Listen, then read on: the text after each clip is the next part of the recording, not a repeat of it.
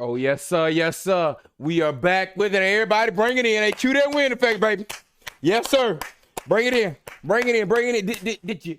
Did you miss me a little bit? Hey, tell me if you missed me a little bit. Hey, y'all, bring it in. Listen, as everybody should know, First Republic went up in smolders. Has been bought out by J.P. Morgan Chase. One of my banks, I actually took up J.P. Morgan Chase because I know they got all the money in the world. Let me rephrase it. They had the most money right now as far as these banks go. So as far as security purposes of your money, I know Chase, you're good in that bad boy. But they had to go and dally and have picked up First Republic. But nonetheless, just putting in Fox Business, basically talking about the FRC, how it's failing, and then how this is basically giving a green light for the Fed rate hike, which we already knew there was going to hike. I don't know why people just like, oh, now this is going to trigger. Jay Powell keeps telling y'all he's fixing to keep hiking. I don't know why people just keep playing with this man, but hey, Jay Powell, smolder him. Hit him with it, Jay. Ooh. All right, let's get down into it. And like I said, we got stuff to follow up with at the end. Following our AMC thing, important notices as far as dockets released from the Judge Zurn, our knight in shining armor. Basically, oh yeah. Also, let's get this off the top, guys. If you're seeing it circulate around, there's the Robinhood let out, put bankruptcy next to AMC's thing, which has now been posted on Twitter and is running all around. Guys, AMC is not in a bankruptcy, but it does make you sit up there and say, guys, what's the sign? What does that mean? These things don't just accidentally happen. This ain't just like you waking up in the morning, you put your underwear on backwards or something stupid. This is you can't just accidentally slide a bankruptcy alert next to a company. You know what I'm saying? That had to go down past people. Somebody did that. It wasn't like that was just oops. Oh, we were typing in January and typed in bankrupt. It just doesn't happen like that. So my look in the background is I want to know why that happened. What's the background on that? Because these people are sick. So what is that? Are they calling out, letting everybody else know? Hey, listen, these boys are toast over here. Are they screaming out bankruptcy? Hey, that's just we're going on tinfoil hat with that one. Don't dig too far on that. But like I said, what we do know is the bankruptcy thing is completely false. So whenever that does hit, if you see that, the information is a lie. Don't even fall into that. But let's get in this video. Joining us now, Wall Street Journal Chief Economics Correspondent Nick Timiraos. Nick, so great to have you. Thank you for joining us. I think my first big question to you is, how are regulators caught so off guard from this, given the interest rate risk that we all knew was out there? Well, I think it was pretty simple. You had a run on a bank 6 weeks ago, 7 weeks ago with Silicon Valley Bank. $42 billion went out the door on one day. $100 billion was set to go out the door the next day. We've never seen anything like that. So I think what that's done is it's made everybody say, oh, gee, maybe we need to rethink everything we thought we knew about how sticky these deposits are, especially uninsured deposits, corporate payroll accounts. And if you look at what happened with Silicon Valley Bank, it was like an earthquake. And it destroyed, obviously, that bank, but it hurt the foundation. And mind you guys, just so everybody understands how close this is hitting to home as far as short sellers. Guys, all these banks that are popping up, Silicon Valley Bank, FRC Bank, all these banks were all in the bad loans, bad stock plays is what it's all titled in. They're not saying specific. But these are the banks that were short in plays and taking fraudulent moves and things like that on cash that they didn't have, and they just got caught up in this interest rate thing. So now while you're watching the steady hand fall on these banks, understand this ripple is being felt to these hedge funds. This is getting intense. If the banks are falling, these hedge funds are going up. I'm just telling you. And there's more banks to come because they're getting this unlimited money to short all these stocks. They were hitting multiple banks. There's more than just Silicon FRC. These are just the current. There's more that's going to fall in this domino. I'm telling you now. Of a bunch of this other wasn't just some around it thing that happened to some good people. First Republic No. Bank, they disclosed last week in their earnings they had lost $100 billion in deposits. And so I think that's what happened here is you just had this very fragile equilibrium, and it didn't take a whole lot to destabilize it. Nick, President Biden says The customers of First Republic are going to be okay. The shareholders are not. He says this is not a bailout, and certainly not going to be anything. Thanks to J.P. Morgan for Wall Street. But having said and they that, scooped let's it talk for about $10 those billion. depositors for a moment, because there hasn't They been lost a lot $100 of billion in conversation, deposits or running it hasn't out. been made very clear exactly what's going to happen. You're insured up to $250,000, but there are massive amounts of losses here as well. So some people are going to get stuck, it seems, holding the bag, Great Reset. or the FDIC is just going to make them whole again, at which point then you would not be protecting the taxpayer. Well, so let's be clear. The uninsured and the insured depositors were all acquired by J.P. Morgan Chase, right? So who lost money here?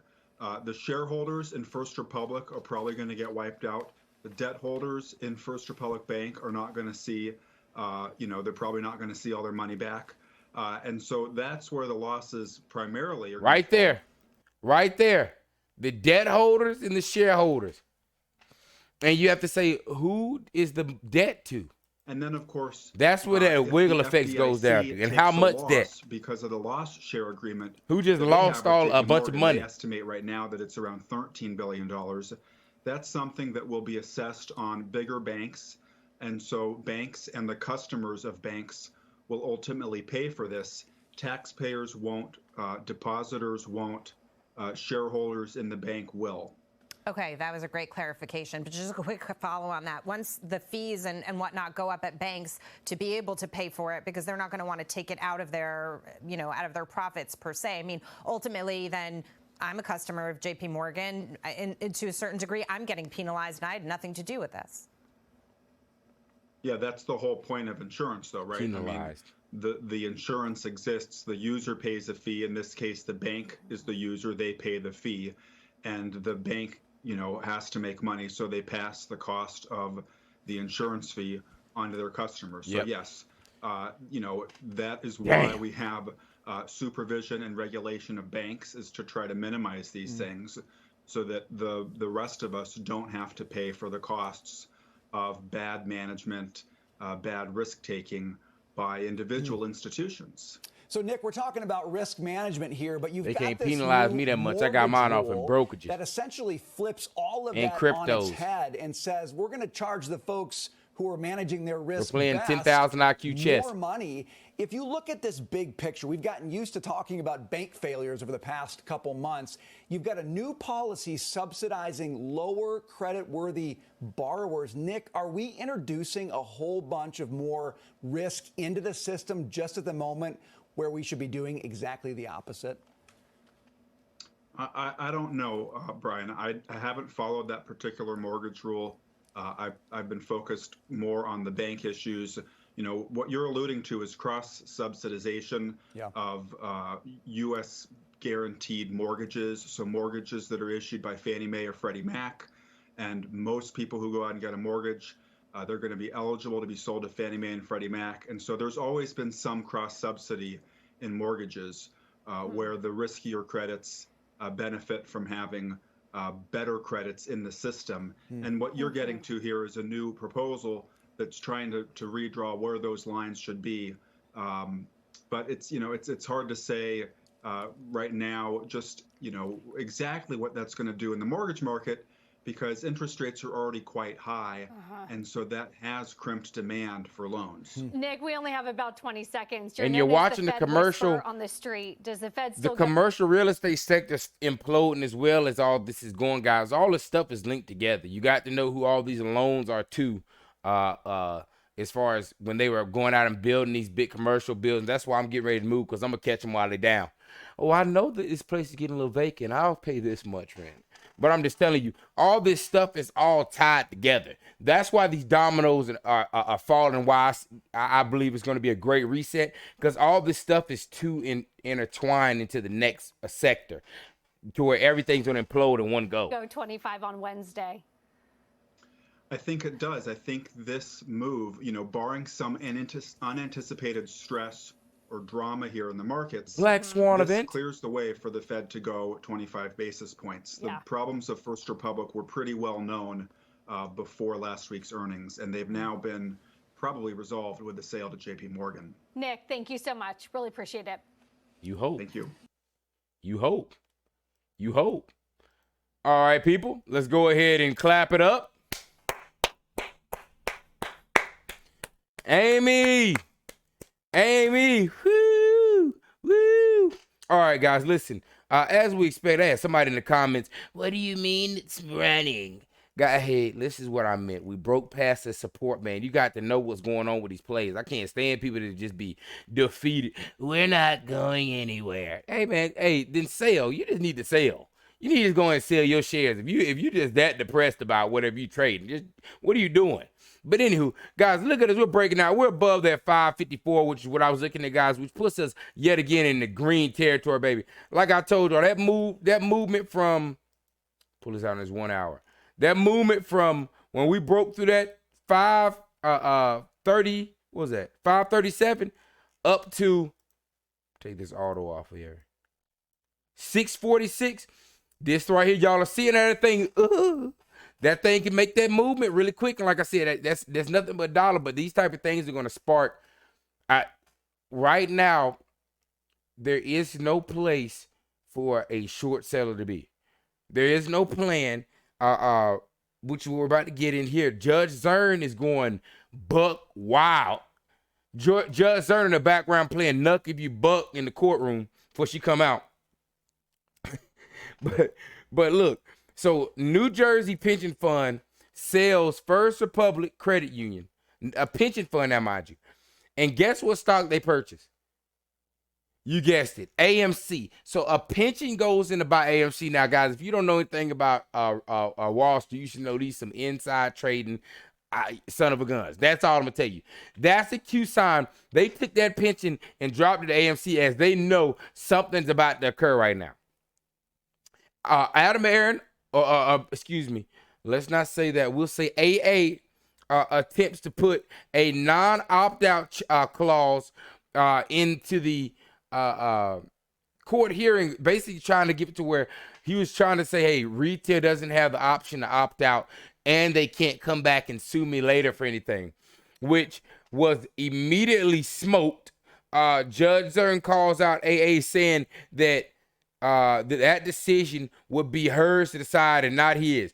Basically, this is all just confirming to me that Judge Zurn clearly sees the fraud. The letters that are coming through are hidden like an AK-47 round. And more or less, there's something important that we're going to tap into. I need somebody to try to find a link, but Judge Zurn also released a document of how she wants you to go about sending in a letter, which I recommend, about you doing opting out personally. So she put that outline of how to get that sent to the court, guys. Judge Zurn is standing 10 toes down in this right here. Let me see here. Yeah, we figured that on there. All right, coming over. Short interest still sitting at 26.62%. I'm just fiending for 27. I'm fiending for it. 6.6 days to cover, or 6 days to cover. The days to cover is falling, guys, but obviously said this has no rhyme or correlation. As you're watching the short interest rise up, short interest, that's the current, the shorting volume that's happening off exchange in dark pool is at 64%, going towards 70% of all the trading that's happening now is in a dark pool, which is already just telling me things are cooking in the background. They can't even have these shares hitting algo or snatch. Algo a break, but you can't keep holding that for that long. All right, just double tapping in before I read over something that's pretty important coming from those documents to Judge Zurn. We're looking at a 205% cost to borrow rate on 650,000 shares. This is all irrelevant to me. These guys have just created magic and just made shares appear. But nonetheless, this is all irrelevant to you, baby. Now, let's pull it down. Guys, I'm looking at out of the money call puts, and I'm seeing them getting bolstered. 5,000 in the money, 119,000 out of money. 1,000 in the money, 62,000 out of money. This coming up on, what would that be, the 19th? 213, 304, and that's as of now. Look at this, 423,000. Puts are getting tarnished, and it's only getting worse, guys. This is the same type of thing that was occurring back in June. I'm telling y'all, I'm feeling it.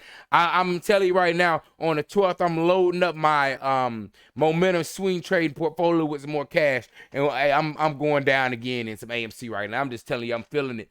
The momentum, FOMO is starting to kick in. People are starting to watch. All eyes are on it, which all eyes have been on it, but this Judge Zurn is making buttholes Oh, God. All right, let's double tap in here. This is a document. I'm going to have these posts up here so y'all can actually read the documents. But this guy, whose name is America, hey, appreciate you, America, outlined basically some of the keynotes from the document. So putting down here, what are the terms of settlement? This is number 26. If proposed settlement is approved, AMC will promptly affect the conversion and issue the record holders of common stock as a settlement class time 1 share of common stock for every 7.5 shares of common stock owned by such holders, which basically is irrelevant. I don't know. Which you already know, Allegheny, guys, is not retail. That is some type of plant. There's some debauchery that's happened with them for them to be selling that fast in 1 share. 1 share for every 7.5 shares. 1 share. All right, just double tapping in. Let's see here. After giving effects of the reverse stock split. Also, mind y'all, keep in mind the way that Adam Aaron is even being able to pay the settlement is through the conversion, which is just, I mean, this is absurd to me that it's like, yeah, listen, we're doing some fraud. The fraud that you're supposedly coming to sue us about. Yeah, we're going to pay you after we do it. What type of retail? Why would you even do? I mean, that's how I know that what people thought about them coming in. This wasn't supposed to get this big and this bad, but it did. All right. If the share issuance would result in such record holder receiving a fraction of a share of common stock, AMC will arrange for a cash payment in lieu of fractional share by causing the transfer agent to aggregate and sell such fractional interest and allocate and distribute the net cash proceeds from such sale among the holders of fractional interest as their respective interests appear on the record books of AMC. So basically, they're saying if you have fractional shares, they're gonna give you cash for it. For beneficial holders who hold through banks, brokers, and other nominees, these banks, brokers, and other nominees may have different procedures, processing settlement, payment, and handling fractional shares. So basically, if you have different brokers, like Webull could have fractional shares, I think. So this is simple stuff up here. Number 27, if the settlement is approved, holders of the common stock as of the settlement class time, regardless of where they hold apes at the time, will receive an additional share of common stock for every 7.5 shares of common stock they hold, and will therefore hold more relative equity in the company than they did prior to the conversion of the reverse of ape. Woo! So you get a share extra for every 7.5 apes that you had. All righty. How about every 7.5 apes in existence? All right, let's double tap that down. All right. The court will consider the settlement and all matters related to the settlement at the settlement hearing to be held before Vice Chancellor Morgan T. Zurn on June 29th through 30th. So, guys, you're looking at our hearing date being on the 29th to 30th as of right now. So the a date that we are looking at tentatively is 29th or 30th as through Judge Zurn at the Leonard L. Williams Justice Center at 500 North Street, Willington, Delaware, which hearing is scheduled to be held in person at the courthouse, but the court at the court's discretion can be changed to be held remotely, such as by telephone, video conference. Guys, I wish somebody, if y'all can, if you find that document that basically is telling her, she tells you how to sign up for if you want to come to the court case, and also how to do your opt-out letter to the court.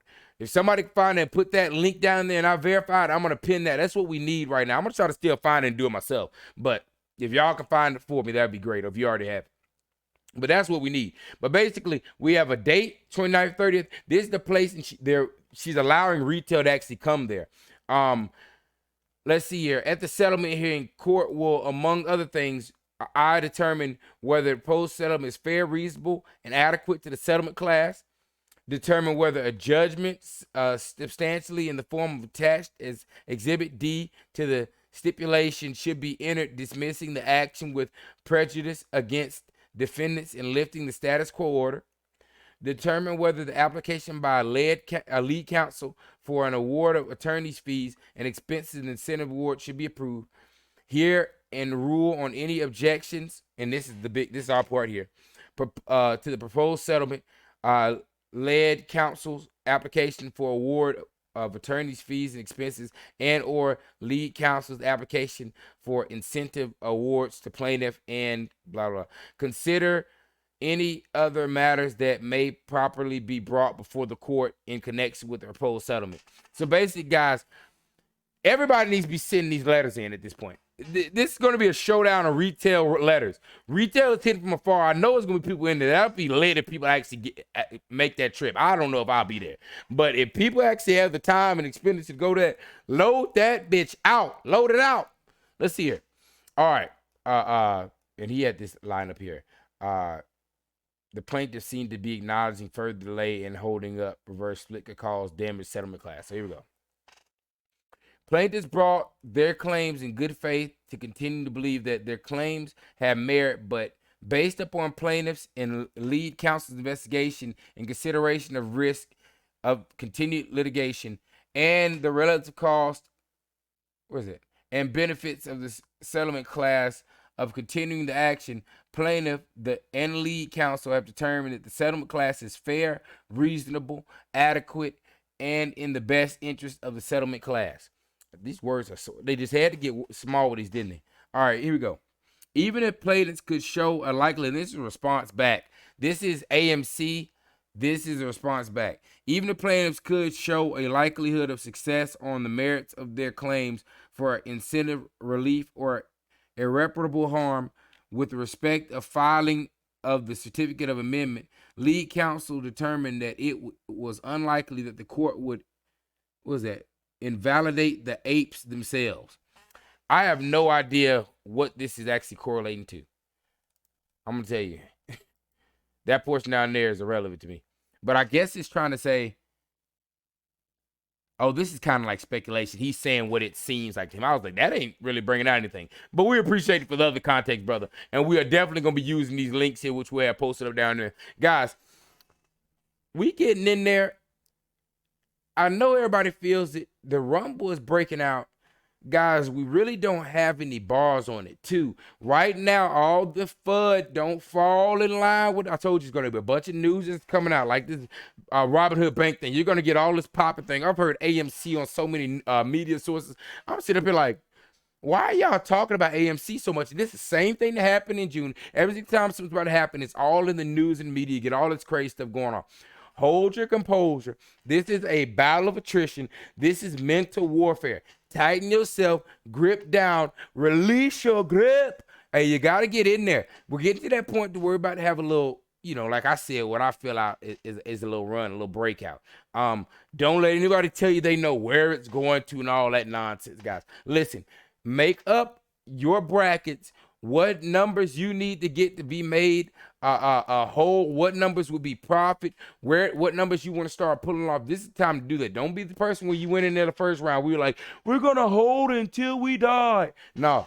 Hey, you need to set up and have some strategy to it. And like I said, we're going to move with the stock, right? And not let the stock move us. But y'all, much love for support. I love y'all. Hey, love y'all tapping in. Y'all are making a dream come true. Like I said, we're going to blow this thing up, get better and better content. But guys, like I said, this is the excitement of financial freedom, financial stocks. Like I said, we got a lot of stuff to cover, a lot of more videos to come, better sets, better equipment, better everything. You hear me?